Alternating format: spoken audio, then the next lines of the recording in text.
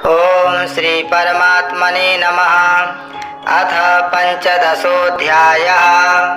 श्री भगवानुवाच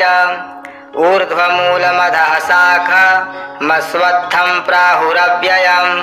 छन्दांसि यस्य पर्णानि यस्तं वेद स वेदवित् अधश्चोर्ध्वं प्रसृतास्तस्य शाखा गुणा प्रवृद्धा विषया प्रवालाः अधश्च मूलान्यनुसन्ततानि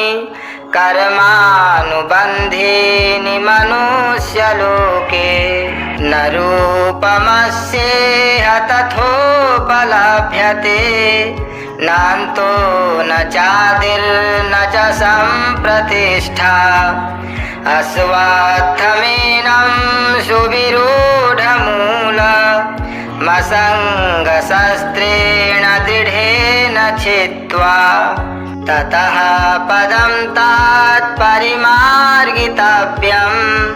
यस्मिन् गता न निवर्तन्ति भूयः तमेव चाद्यं पुरुषं प्रपद्ये यतः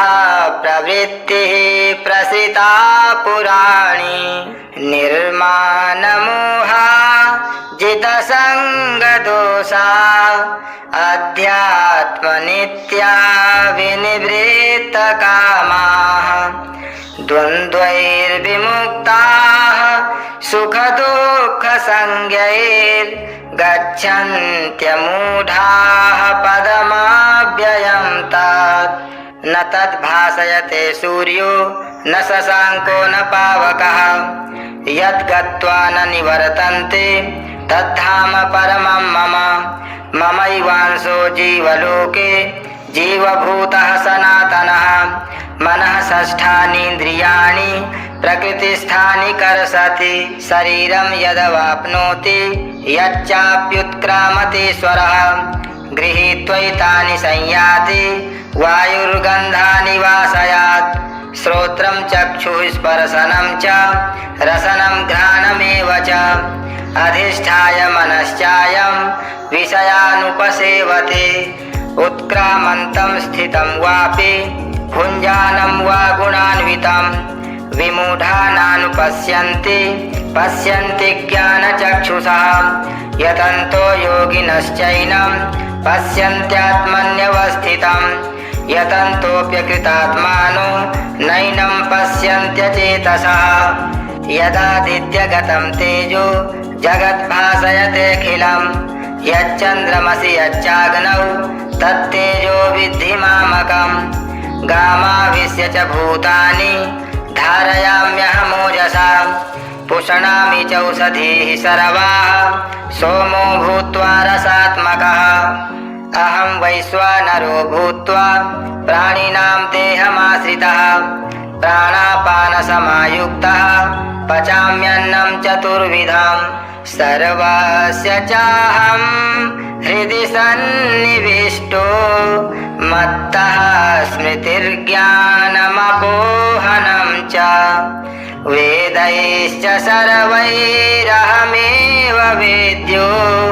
वेदान्तकृद्वेदविदेव चाहं द्वाविमौ पुरुषौ लोके क्षरश्चाक्षर एव च क्षरः सर्वाणि भूतानि कूटस्थोऽक्षर उच्यते उत्तमः पुरुषस्त्वन्यः परमात्मेत्युदाहृतः यो लोकत्रयमाविश्य बिभर्त्यव्यय ईश्वरः यस्मात्क्षरमतीतोऽहमक्षरादपि चोत्तमः अतोऽस्मि लोके वेदे च प्रथितः पुरुषोत्तमः यो मामेवमसम्मूढो जानाति पुरुषोत्तमं स सर्वविद् भजति मां सर्वभावेन भारत इति गुह्यतमं शास्त्रमिदमुक्तं मया नघ एतत् बुद्ध्वा बुद्धिमान् स्यात् कृतकृत्यश्च भारत। ओम तत्सदिति श्रीमद्भगवद्गीतासु उपनिषत्सु ब्रह्मविद्यायां योगशास्त्रे श्रीकृष्णार्जुनसंवादे पुरुषोत्तमयोगो नाम 15ोऽध्यायः। श्रीकृष्णार्पणमस्तु।